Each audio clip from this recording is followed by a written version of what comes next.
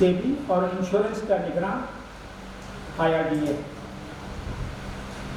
Reserve bank نے 2015 میں report شائع کی جس میں ان کے اپنے آفیسر نے کہا کہ ہندوستان میں اسلامک بینکنگ کے اجازت ہونی چاہیے. مسئلہ یہ ہے کہ لفظ اسلامی سے بہت سارے لوگوں کو تکلیف ہو جاتی ہے، لہٰذا ریزرو بینک نے یہ کہا کہ ہم غیر سودی بینکاری کا نام دیتے ہیں، اور ان کی رپورٹ ہے 2015 دسمبر کی کہ غیر سودی بینکاری کو ہندوستان میں کیا جانا چاہیے. ان کے اپنے آرگومنٹ یا ان کا اپنا طریقہ یہ ہے کہ اس سے ہمارے ملک کی ایک بہت بڑی تعداد جو بینکنگ سسٹم سے دور ہے وہ بینکنگ کے قریب آئے گی، ان کی سیونگز ہمارے سسٹم میں آئیں گی اور ہمارے سسٹم سے اس کی سیونگ سے ملک کی تمام معیشت کا فائدہ ہوگا. یہ ان کی رپورٹ ہے. گورنمنٹ کب اس کو قبول کرے گی یہ ہمارے ہاتھ میں نہیں ہے. یعنی آج کی تاریخ میں ہمارے ملک میں اسلامی بینکاری نہیں ہے، اور اگر کوئی شخص یہ کہتا ہے تو آپ سمجھ لیجئے کہ وہ اسلام کے نام پہ دھوکہ دینے کی کوشش کرتا ہے. مجھے پتا ہے کہ بہت سارے ادارے ہر شہر میں آتے ہیں اور پیسے لوٹ کر کے چلے جاتے ہیں. ایسے لوگوں سے پیسے لیتے ہیں کہ جو بیچاروں نے کبھی ٹیکس بھی نہیں دیا ہوتا، اس لیے وہ بھی شرمندہ ہوتے ہیں کہ اب گورنمنٹ کمپلین بھی کرنے جاؤں گا تو گورنمنٹ پہلے پوچھے گی پیسے کمائے کہاں سے. تو دونوں کا فائدہ ہے. دینے والا جو ہے وہ سوچتا ہے کہ کمپنی اگر نہیں بھاگی تو 3 گنا فائدہ ہو گیا، اور لینے والا سوچتا ہے کہ اگر ہم بھاگ دیں گے تو یہ کیا کر لیں گے. تو اس طرح سے ہر 10 12 15 سالوں کے فراڈ اسلامک اسکیمس آتی ہیں اور اسلامک بینکنگ کے نام پہ لوگوں سے پیسے لیتی ہیں. یہ 1980 کی دہائی سے تو میں دیکھ رہا ہوں. کبھی میزان کے نام پہ، کبھی الفلاح کے نام پہ، کبھی الفہد کے نام پہ، کبھی ہیرا کے نام پہ، کبھی زیرہ کے نام پہ، اس طرح سے بہت ساری اسکیمیں آتی رہتی ہیں. اس میں بعض علماء کا بھی فائدہ ہو جاتا ہے بعض مرتبہ، لیکن عمومی طور پہ نقصان ہوتا ہے. اسٹاک مارکیٹ جو ہے، کیپٹل مارکیٹ میں باقاعدگی کے ساتھ ہمارے پاس شریعہ فنڈ ہیں جو گورنمنٹ کی نگرانی، گورنمنٹ کا مطلب سیبی کی نگرانی میں چلتے ہیں. پہلے وہ لوگ شریعہ نام رکھنا چاہ رہے تھے، بعد مرتبہ ہم نے کہا کہ بھئی اگر آپ شرعی نام رکھیں گے تو مسلمان تو کیپٹل مارکیٹ کے بارے میں نہیں جانتا ہے. بہت سارے لوگ سوچیں گے کہ یہ صرف مسلمانوں کے لیے ہے تو آپ کا بزنس نہیں بڑھے گا. تو اگر آپ کوئی کامن نام رکھتے ہیں تو اس سے فائدہ ہے. ہم لوگ کوشش کریں گے کہ مسلمان سمجھ جائے کہ یہ شرعی ہے لیکن شریعہ نام نہیں ہے، اور دوسرے لوگ سمجھیں گے کہ یہ اپنی ویلیو کی بیسس پہ. لہٰذا Tata ethical fund, ethical fund ہے، اسلام ایتھکس کی بات کرتا ہے. Tata ethical fund, Taurus ethical fund, BSE میں شریعہ انڈیکس ہے، NSE میں شریعہ انڈیکس ہے. یہ ان کمپنیز کی لسٹ بناتے ہیں جو شرعی طور پہ پیمانوں پہ اور اسکریننگ پہ پورا ہوتا ہے. اب تیسرا پلر جو انشورنس کا ہے، اس کے بارے میں یہ ہے ہمارے ملک میں اسلامی انشورنس کی اجازت نہیں ہے ابھی تک قانونی طور پر، لیکن گورنمنٹ خود، گورنمنٹ کی کمپنیز جب دوسرے ملکوں میں اسلامی انشورنس بڑھ گیا تو ان سے کاروبار کرنے کے لیے اسلامی انشورنس کی اسکیم لائی ہے، جس کو میں نے پارلیمنٹ میں جا کے ذکر کیا.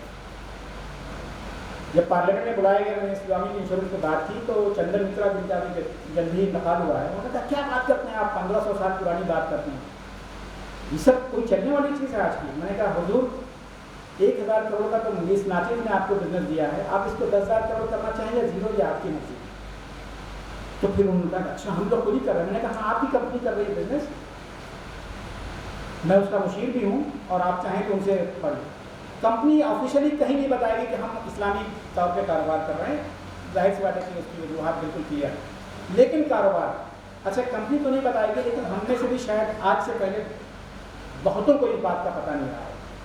تو ہمیں خود ہی نہیں پتا، تو کمپنی بھی خوش ہے. جب مسلمان ہی نہیں جانتے اسلامی کے تو ہمیں بھی بتانے کی چاہیے. تو ہمارے یہاں اسلامی طور پہ جو کاروبار ہے وہ انشورنس میں بھی ہے، کیپٹل مارکیٹ میں بھی ہے، بینکنگ میں نہیں. اسی بات کے ساتھ میں اپنی بات ختم کرتا ہوں. میں نے 3.5 منٹ شاید زیادہ لیے ہیں، لیکن آپ لوگوں کے پاس اب 10-12 منٹ کا وقت ہے. اگر آپ لوگ چاہیں تو میں سوال جواب میں تیار ہوں. تو آخر الدعوانا ان الحمد للہ رب العالمین.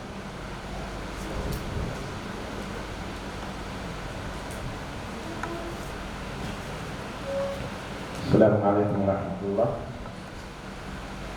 آپ حضرات اپنے سوالات نوٹ کر لیں، آپ کو کارڈلیس مائک آپ ہی کی جگہ پہنچا دیا جائے گا. ڈاکٹر صاحب ماہر معاشیات کے ساتھ ساتھ علماء کرام کے ماہر نفسیات بھی ہیں. اللہ تعالیٰ ڈاکٹر صاحب کو بھرپور جزائے خیر نصیب فرمائے. انہوں نے اس ایسے خشک موضوع کو جو ہم لوگوں کے لیے اصطلاحات کے اعتبار سے بہت زیادہ ندرت رکھتا ہے، لیکن اس کو اتنے سہل انداز میں پیش کیا ہے کہ وہ صرف بیان ہی نہیں کیا بلکہ اس کو بہت اطمینان سے پھیلانے کی کوشش کی ہے۔ یہ موضوع ہمارے یہاں 11:30 بجے تک کا ہے۔ یہ 2 موضوعات جو دیے گئے تھے اور اس میں 11:30 تک کا وقت دیا گیا تھا۔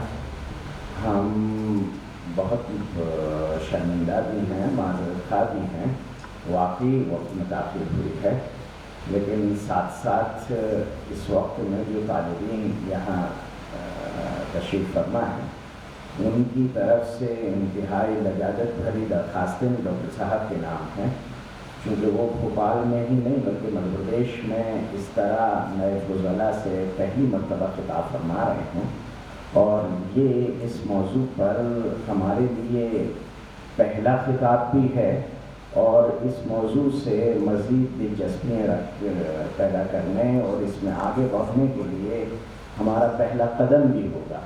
تو ہم ڈاکٹر صاحب سے درخواست کریں گے کہ اگر وہ کچھ وقت اپنی بشاشت سے ہمیں مزید بھی عنایت فرما دیں تو یہ ان کی نوازش ہے۔ السلام علیکم۔ کارڈلیس آپ کی جگہ پہنچ جائے گا، آپ صرف اپنا ہاتھ اٹھا دیں، ہمارے ورکرس وہاں موجود ہوں گے، وہ آپ تک کارڈلیس پہنچا دیں گے۔ سوال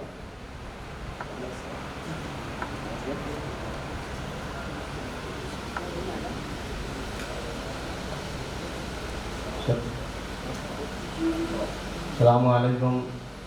بڑے ادب کے ساتھ میں جناب شاہی صاحب کی خدمت میں ایک سوال کرنا چاہتا ہوں۔ میں محمد رفیق دارالعلوم سندھ اکیڈمی کے ادارہ ہے۔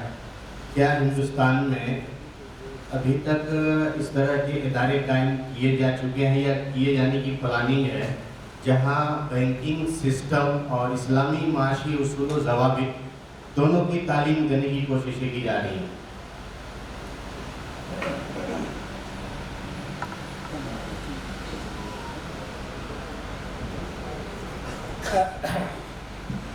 میں نے تقریباً 10 سال ہندوستان کے فائنینشیل سسٹم میں کام کیا۔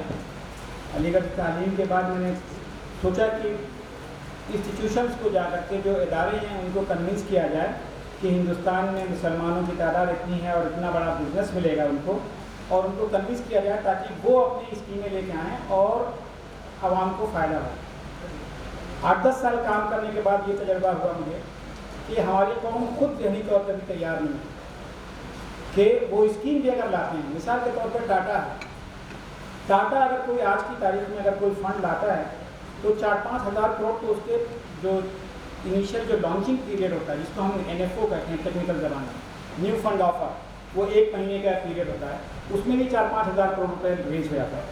لیکن ٹاٹا کا جو شریعہ فنڈ ہے یہ 1996 سے اب تک ہے اور اب جا کر کے تقریباً 900 کروڑ کے آس پاس ہے۔ تو ان کو لگتا ہے کہ ہندوستان میں کوئی شرعی اسکیم لانچ کرنے کی بڑے پلیئر کے لیے گنجائش نہیں ہے، کیونکہ عوام اس بات سے عوام نہ تو اس کا رجحان رکھتی ہے نہ اس کے بارے میں کمٹمنٹ رکھتی ہے۔ اور میرا اپنا تجزیہ یہ تھا کہ جب ایک کمپنی کامیاب ہو گئی تو دوسری کمپنی بھی آئے گی اور تیسری بھی آئے گی اور کمپٹیشن بڑھے گا، اور کمپٹیشن کی وجہ سے شرعی جو کوالٹیز ہیں، شریعہ کمپلائنس کی جو کوالٹی ہے اس میں بھی امپروومنٹ آئے گا۔ لیکن جب ایک ہی پلیئر ہندوستان کے بڑا ریسپیکٹڈ گروپ ہے ٹاٹا، اگر وہی کامیاب نہیں ہوا تو یہ احساس ہوا کہ ابھی ہمیں واپس اپنی قوم کے اندر جا کر کے اس بات کا رجحان کو پیدا کرنا ہے۔ لہٰذا میں نے انڈسٹری چھوڑ کر کے اب میں ایک کالج چلا رہا ہوں۔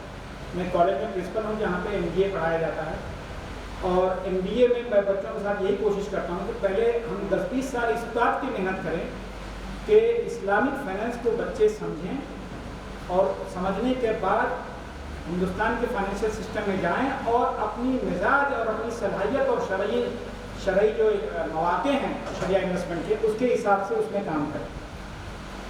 یہ ہو گیا مین اسٹریم فائنینس کے بچے۔